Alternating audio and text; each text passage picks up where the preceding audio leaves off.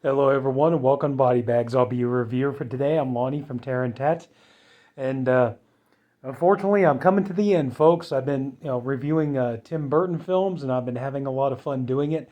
Um, yeah, I mean, I would love to review Beetlejuice, but I think it's been done before already. And besides, what am I going to say about Beetlejuice that has already been said? It's amazing. It's wonderful, and it's like I could remember as a kid going to the theater to see that, and it's like it was just such a different experience. It's like I remember when I was dating my ex girlfriend Grace, and she had never seen it, so we watched it, and I was telling her about it's like you know I was telling her it's like what an amazing feeling it was to see that movie in the theater, and it's like it was so at the time it was so new and fresh, and to see so much imagination in a movie and everything else, like it just really blew you away and everything. And but so yeah, I mean Beetlejuice is amazing, and Nightmare Before Christmas. I think you guys can tell I love that movie. So yep. But anyway, so yeah, some of his movies I can't really review for the channel. They're not really horror, not even really horror, not even horror themed or anything. Like Big Fish, can't really do that one. Big Eyes, can't really do that one. Pee Wee's Big Adventure, a couple of little horror elements in it, but not much. But anyway, so yeah, we're coming pretty much to the final one, and the one that I'm going to review is from 1996. We were talking about Mars Attacks, and this is a really really fun little flick. Not too much in kind of hard. Not too much in the way of a story. I mean, just I mean, of course, it was a the movie was adapted from the Topps Company collection of trading cards for Mars Attacks. And they got the story and everything from that.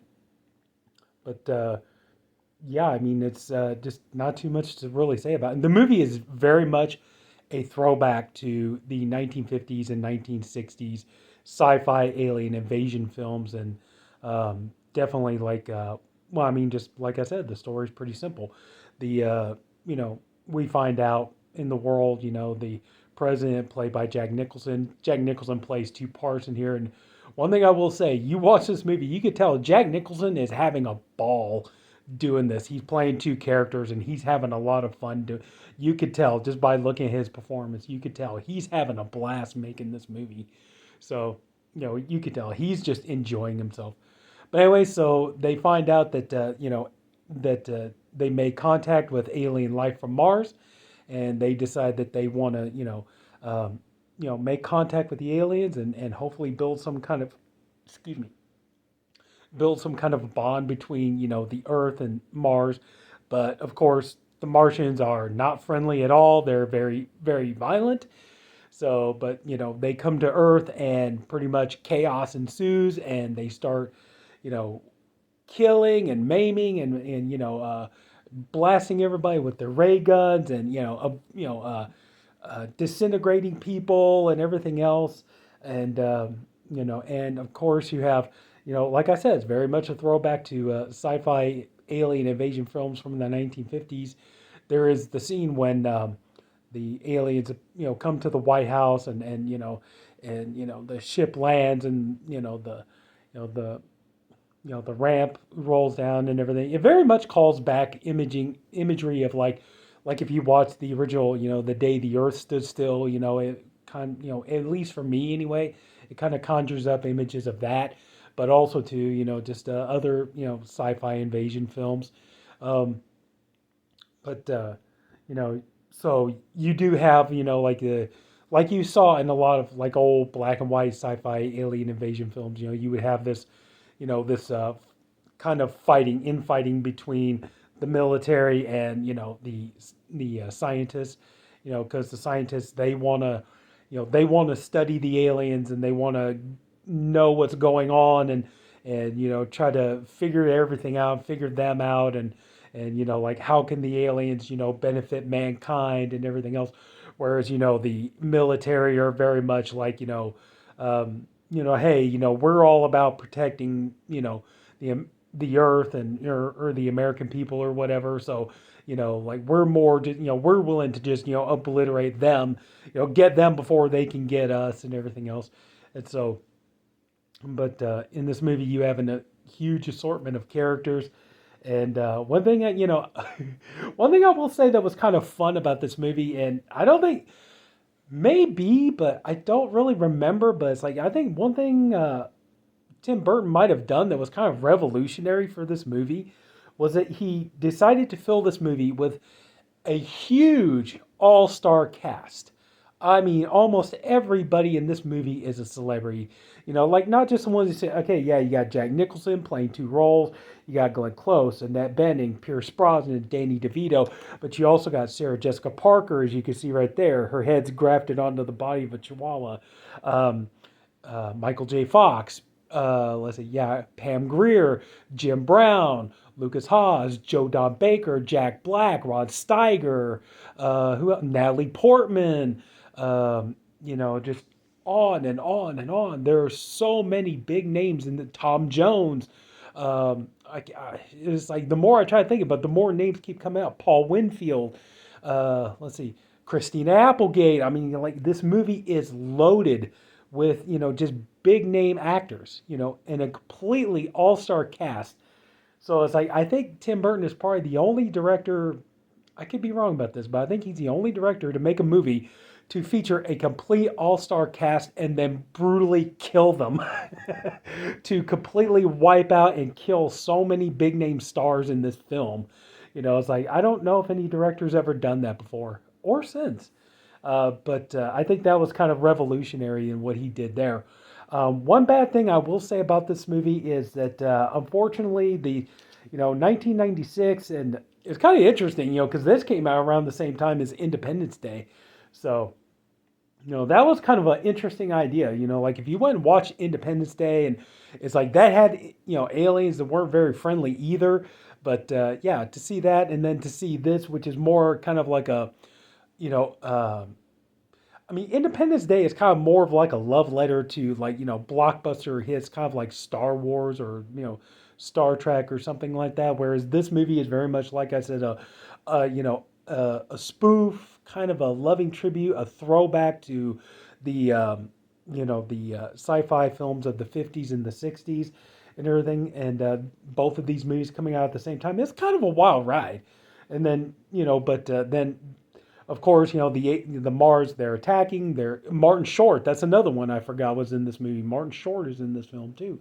Um, but yeah, the aliens are pretty much wiping out everybody on Earth, and you have like the population is dwindling, folks, and so we need so it's up to the president, Jack Nicholson's character, and everybody else to try to figure out how are we going to stop the aliens, how are we going to defeat them before they conquer the world and completely wipe out all of mankind. So, it's going from there.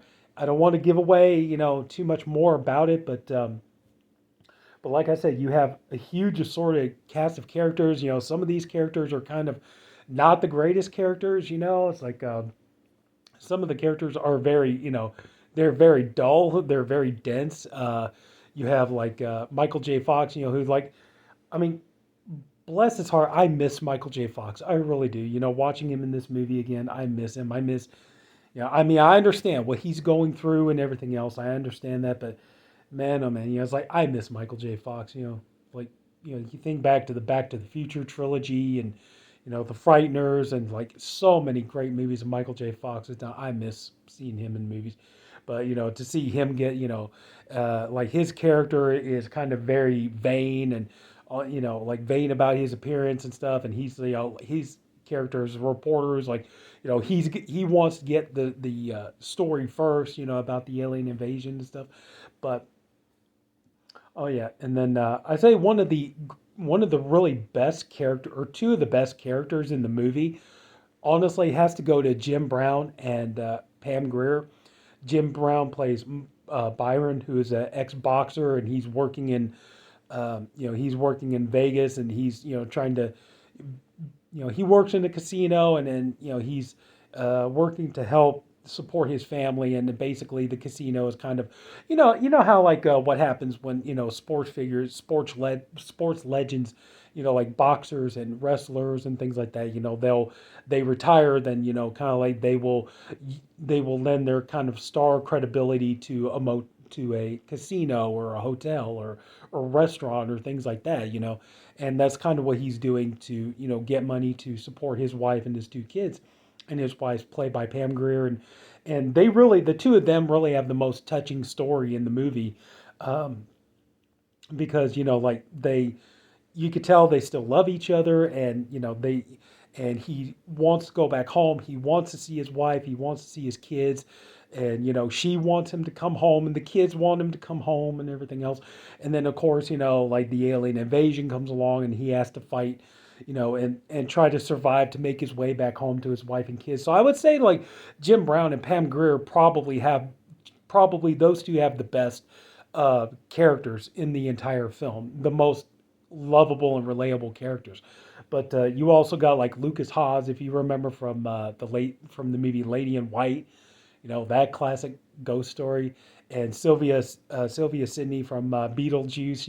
It's like I'm not your coach. He survived, but she's her character is like she's senile, and she's but that's kind of the thing. It's like the grandmother and the grandson have a bond and everything else, and so it's kind of like even when the rest of Lucas Haas's family, Joe Don Baker, and they want to, they pretty much just like, oh, leave grandma, leave her alone and everything, and just whatever, let the aliens have her and stuff, and Lucas Haas is like, I'm not leaving her, she's my grandmother, and everything else, so.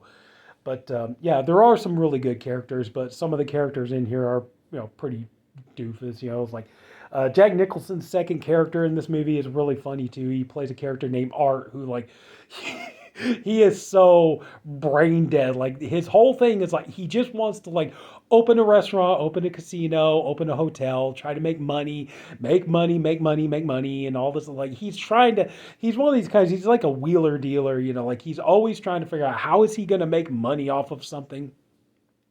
And so Jack Nicholson is a hoot to watch in this. They all are. Glenn Close, she's a lot of fun.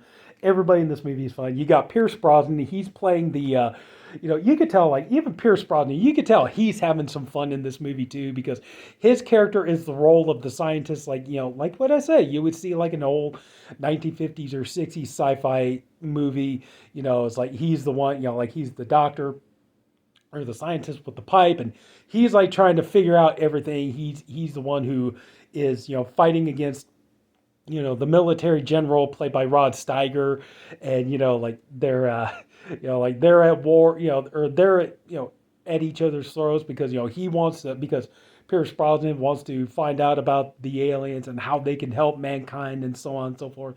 So but you could tell like the people in this movie are having a lot of fun with it.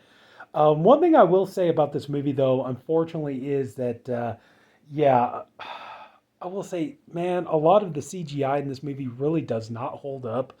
It's, it yeah, it doesn't. Oh, it looks really, really very cartoonish. Some of the scenes in this movie look like almost.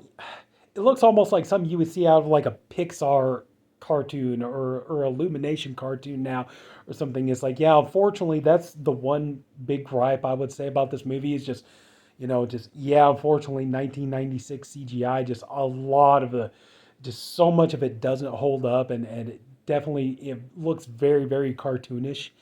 But but the movie is a lot of fun. It's you get to see like a huge A-list cast of characters all getting killed and wiped out and all that stuff.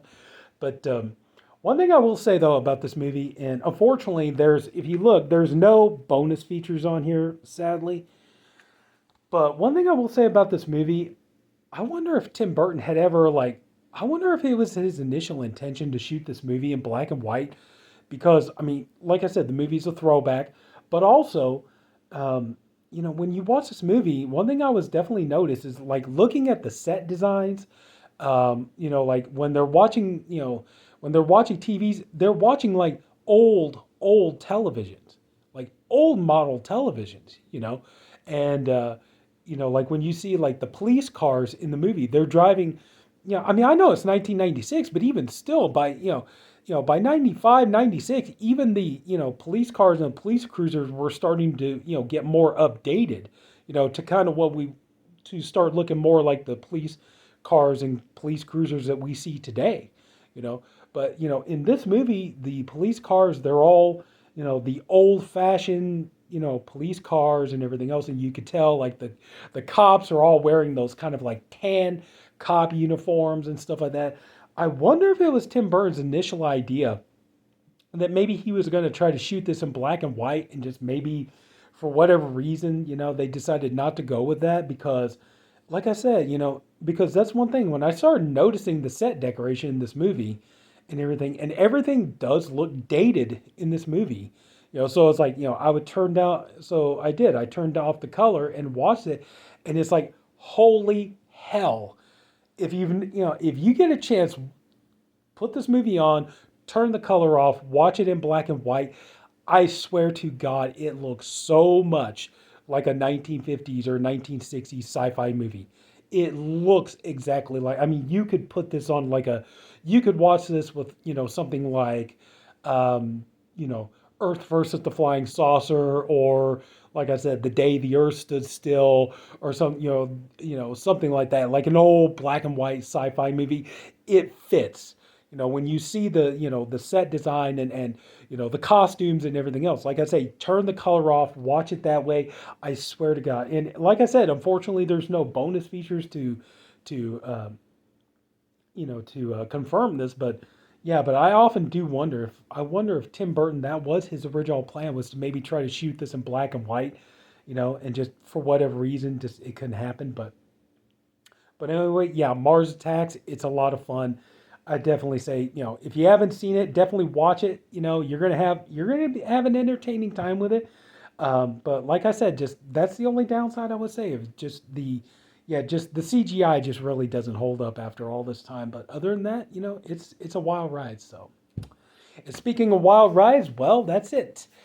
And I had a lot of fun reviewing all these Tim Burton movies, and I hope that he'll continue to do some more movies that maybe I can review down the road. And I reviewed season 1 of Wednesday. Maybe when season 2 comes out, I can look at that. So, but anyway, for all of you that watched, thank you, thank you, thank you for going along with me and having fun. I hope you had fun having fun with me doing these Tim Burton films, and looking forward to that. And so one thing I'm thinking about doing next is maybe moving on to a lot of Boris Karloff films that yeah, he's done his share of films that like nobody ever really talks about. I think it'd be great to have fun reviewing some of those and talking about those. And you know probably if I just if I go with this, probably the first two I'm going to start with, my two randoms for April, will probably be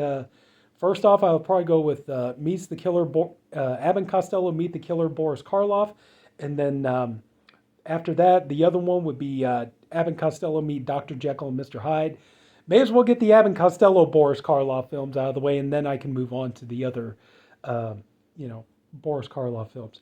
So anyway, so that's it. Yeah, I've gone on way too long. So if anybody took the time to watch all of this, I thank you for doing it. I appreciate you for doing it. I hope you enjoyed the video. If you did, would you please leave it a like? And if you haven't already, would you please subscribe to the BodyBags channel? We have a different reviewer, one for every day of the week. I'm the Saturday reviewer. I'm working with a great bunch of guys, and everybody's doing really wonderful stuff.